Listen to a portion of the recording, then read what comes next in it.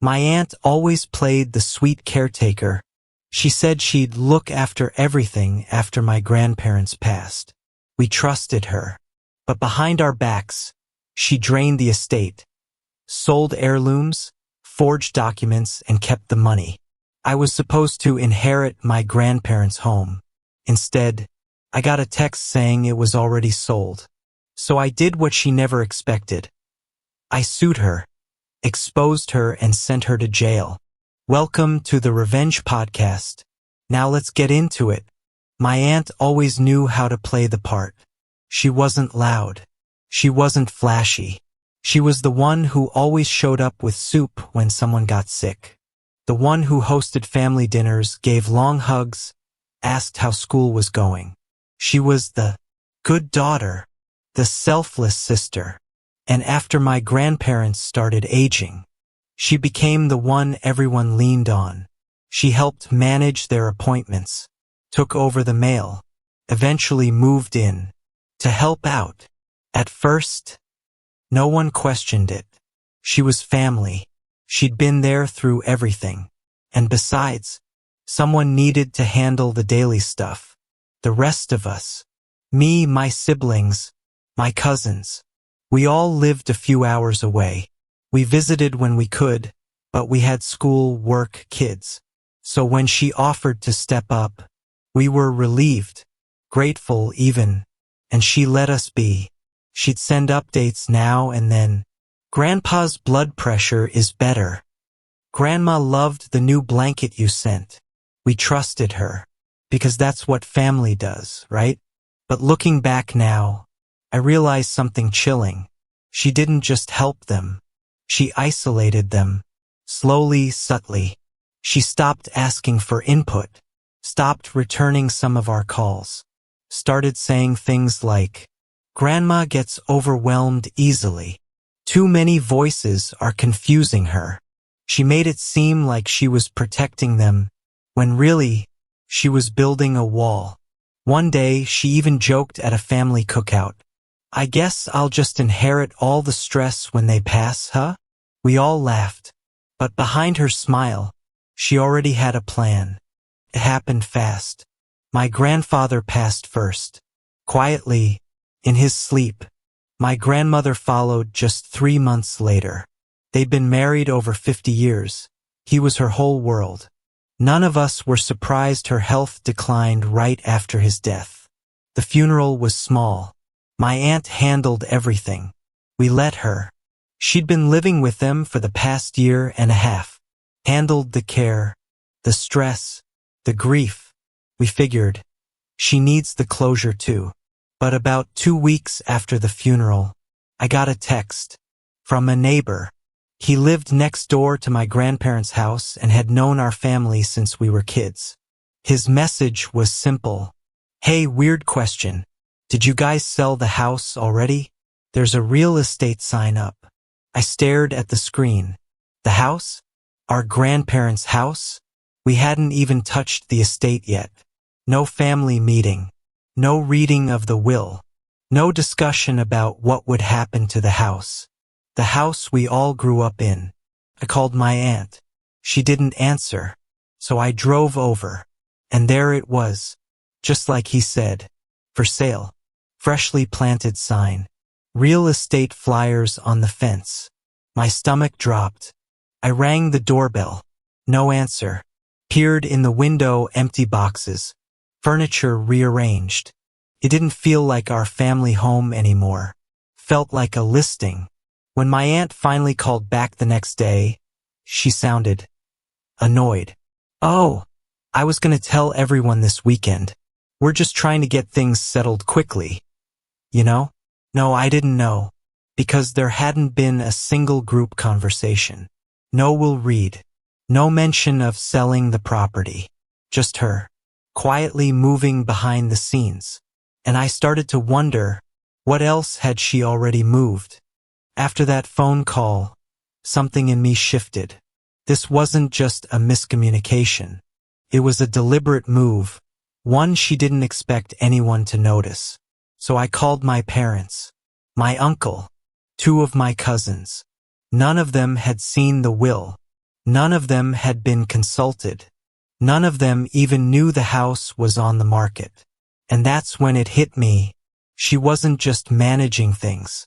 She was controlling them.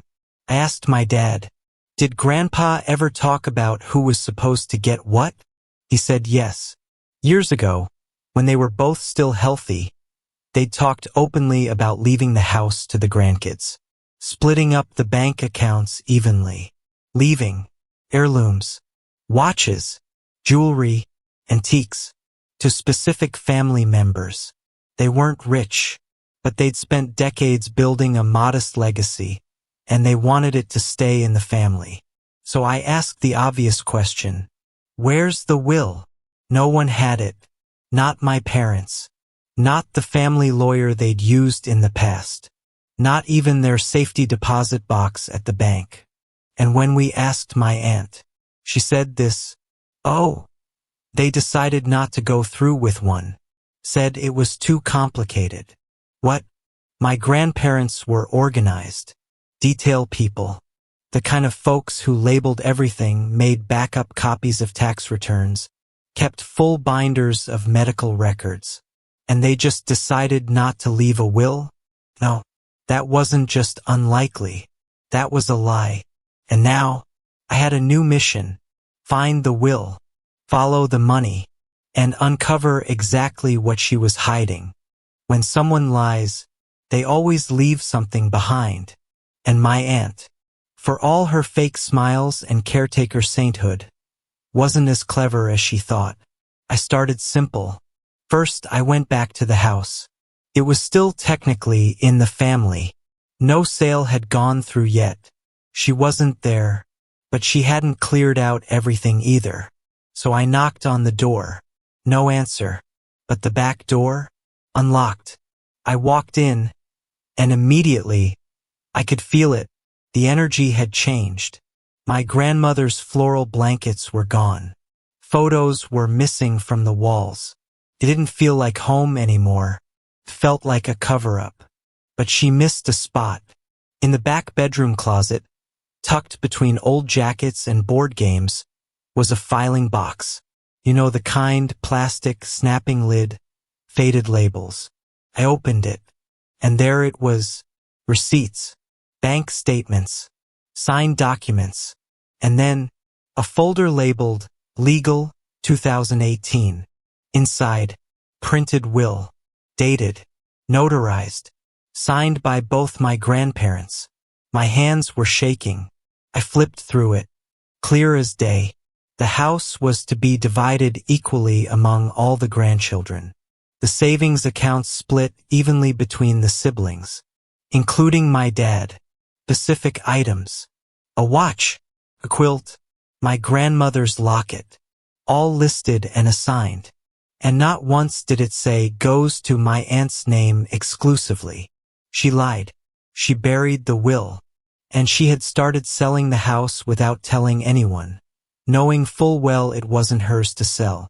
I scanned the will, made copies, took photos of the signatures, and backed everything up in 2 different cloud drives.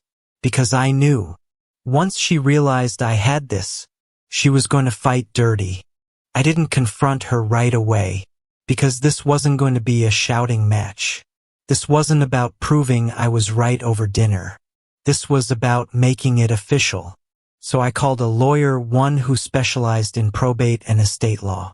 I sent him the scanned copy of the will, explained what had happened, the silent house listing, the blocked conversations, the hidden documents. He looked it over and said one sentence that sent chills down my spine. "If this is real, she committed fraud."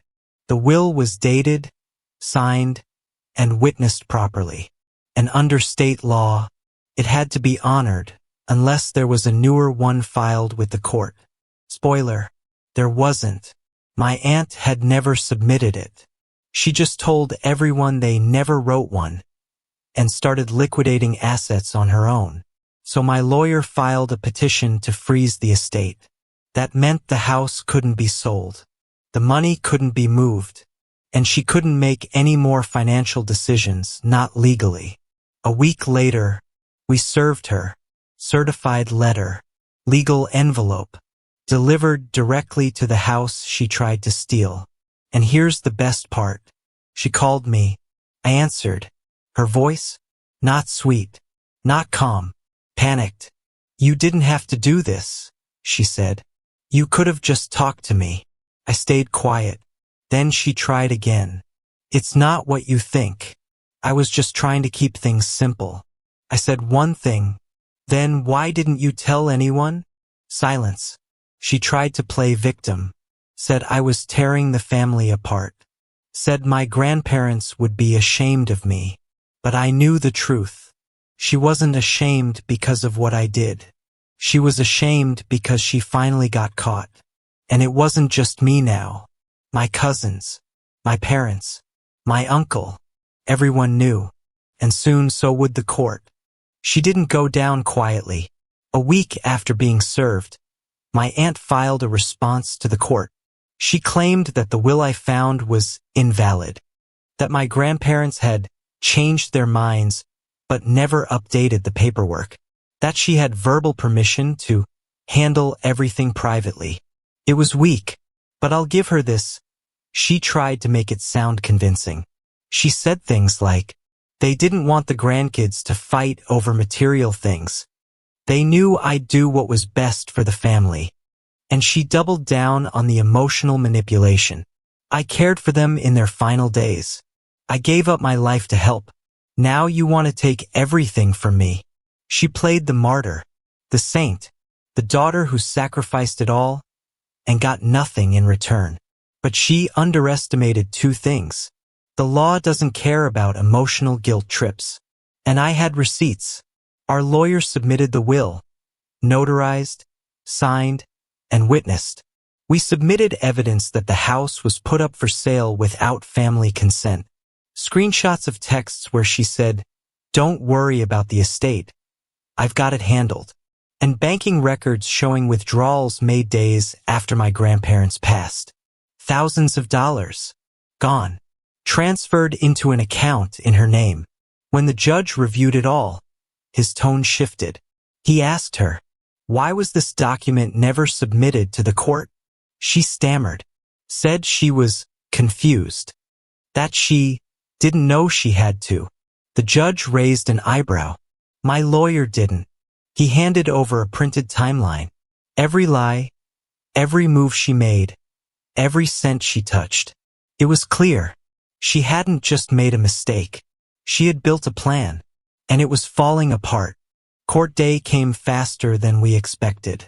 My family filled one side of the room, tense, quiet, focused. My aunt sat across from us, dressed conservatively, hands folded, trying to look composed. But you could feel it. She knew. This wasn't a civil slap on the wrist. She wasn't just facing angry relatives anymore. She was facing the law. And when the judge read his decision, you could hear the silence land like a gavel. The court finds that the submitted will is legally binding and valid.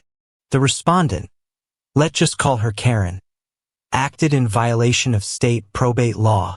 The estate is to be redistributed per the original will, and all assets under unauthorized control are to be returned immediately. But it didn't stop there, because she hadn't just ignored a will. She'd moved money. She'd sold property. She'd signed paperwork under false pretenses. That's fraud. And in our state, fraud involving inheritance crosses into felony territory when the amount exceeds a certain threshold. The judge referred her case to the district attorney. And then came the sentence. She would be fined heavily for misappropriated funds, stripped of control over the estate, and pending criminal charges, possibly facing jail time. The room didn't erupt. It deflated. Years of manipulation gone. Her social mask shattered.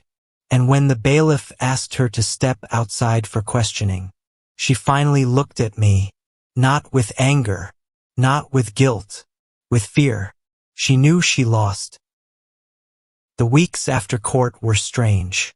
It was like the entire family was trying to exhale, like we'd all been holding our breath for years and finally remembered how to breathe. My cousins and I reconnected.